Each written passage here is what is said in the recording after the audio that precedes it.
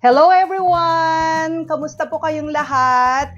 For today's vlog, tayo po ay magluluto ng isa sa mga paborito natin, lalo na pag tag-ulan o kaya ay malamig ang panahon. Kasi lalo na ngayon, burr na, kaya lumalamig na yung panahon. Gusto natin ng mga soup. So, ang gagawin natin ngayon ay beef Vietnamese soup. So, parang kakaiba siya, pero for sure ay naririnig nyo na yan sa mga soup na nabibili dyan sa mga restaurant, lalo na sa mga Vietnamese restaurant, ganyan. So, excited na ako sa ating Vietnamese pho na iluluto ngayon. So, unang gagawin natin ay meron ako ditong buto-buto, beef bones. So, ilalagay natin dito sa na-prepare kong kaldero. Yan. Ang gagawin natin dito ay papakuluan natin siya ng mga pagkulo, 5 minutes. Tapos itatapon natin at huhugasan natin yung ating beef para malinis yung broth natin. Ito naman yung laman ng beef. Yan. Ilalagay natin lahat sa isang kaldero at lalagyan natin ng tubig. Papakuluan natin siya. Yan, hanggang sa makover lahat. Yan, papakuluan lang muna natin, hindi muna lalagyan lang natin ng isang kutsarang asin. Ayan, yun lang. Okay, hintayin lang natin siyang kumulo. So, habang hinihintay nating kumulo yung ating beef, ay gagawin natin yung aromatics ng ating broth. So, ang gagawin natin, iro-roast natin yung buong onion. Kung anong meron kayo, yung red onion, o kaya white onion, pwede rin yun. Iro-roast natin siya dito kasi ang gusto nating ma-achieve ay meron siyang lumabas yung natural na lasa ng ating mga aromatics. So, ang ating sibuyas, ginger, na kinat ko siya in a half, ilalagay lang natin dyan. So, meron din ako ditong 2 sticks ng cinnamon stick. Yan, cinnamon stick.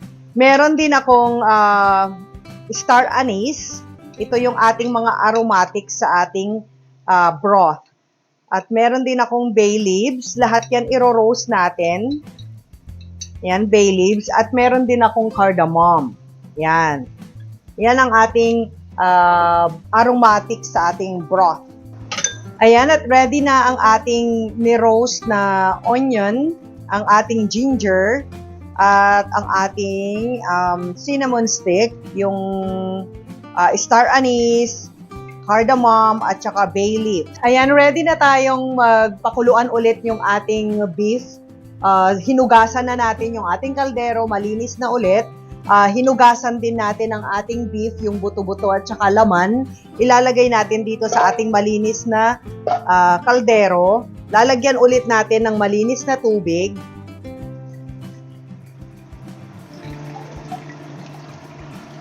Ilalagay na natin yung ating ni-roast na mga aromatics natin. Lalagay natin lahat dyan.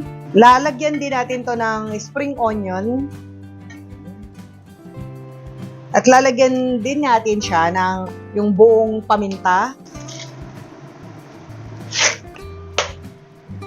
Lagyan din natin ng patis para sa pampalasa niya. So, dagdagan pa natin siya ng tubig na hanggang sa ma-cover niya lahat ng ating mga nilagay dito. Kasi isi-simmer natin siya sa low to medium fire ng 2 hours. Hintayin natin.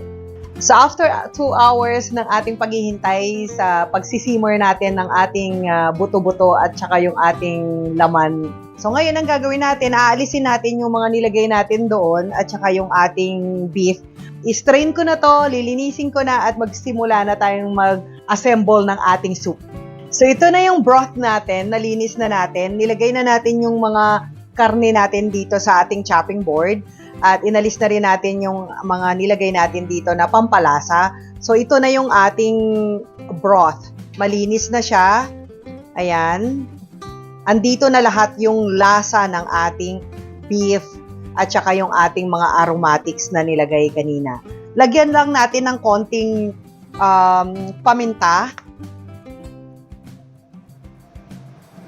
Ayan. Pero yung alat niya, tamang-tama. So ngayon, nagpakulo ako ng separate na tubig dito para sa ating noodles. So ang gamit kong noodles, yung rice stick noodles para sa ating beef pa. Ilalagay ko lang siya dito, mga about 1 to 2 minutes lang siya nalulutuin. Ayaw ko siyang ilagay dito sa broth kasi yung starch ng ating noodles ay mapupunta sa broth. So, ayaw ko ng ganun. So, isi-separate ko siya para hindi mahalo yung starch. Yan. Hintayin lang natin, mga 1 to 2 minutes lang natin siyang papakuluan. So, ngayon i-assemble na natin yung ating beef paw. So, nilagyan na natin nung ating binoil na noodles, rice noodles. So, lalagay natin dito sa ating bowl. Tapos, magkakat ako ng itong ating beef na binoil ng 2 hours. So, yan. Ano na siya, malambot na siya, tender na siya. Ilalagay natin dito sa ating bowl. Ayan. So, ganyan yung kalalabasan niya. Meron ako ditong cilantro at saka mint. So, yan yung herbs na ilalagay natin dito sa ating soup. So, yan. Lalagyan natin ng cilantro tsaka yung ating mint. Lalagyan ko rin to ng bean sprout dito sa ating bowl. Yan. Tapos, tsaka natin siya lalagyan ng ating broth. Yung ating broth. Ayan. So, lalagyan na natin ng broth. Ooh, ang bango ng broth natin.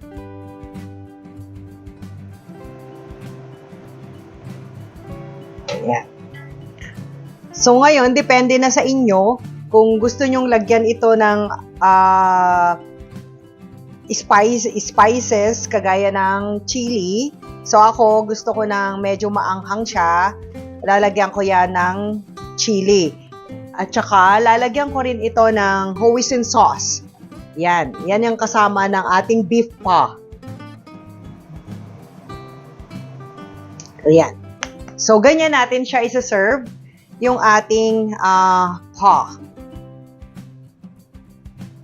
Yan, palamigin lang natin ng konti at titikman natin kung masarap ba yung ating Vietnamese beef paw. Ayan, titikman na natin ang ating Vietnamese beef paw. Yan, huwag niyong kalimutang squeeze yung ating lemon dito, ang ating lime dito sa ating broth. Naku. Oh, ang sarap. Ang sarap-sarap. Ang sarap talaga. Ang sarap-sarap talaga. Luto na kayo ng itong ating Vietnamese beef paw. Kasi talagang kakaiba siya, masarap siya, at ang ating mga ingredients ay mga natural na wala tayong mga artificial na pampalasa dito. Puro natural. So, ngayon, gawa na kayo ng madami. Pwede nyo ilagay sa fridge. At anytime ay meron na kayong beef paw. So, ngayon, ay tatapusin ko na ito. Magluto na kayo. At enjoy cooking. God bless you all. Bye!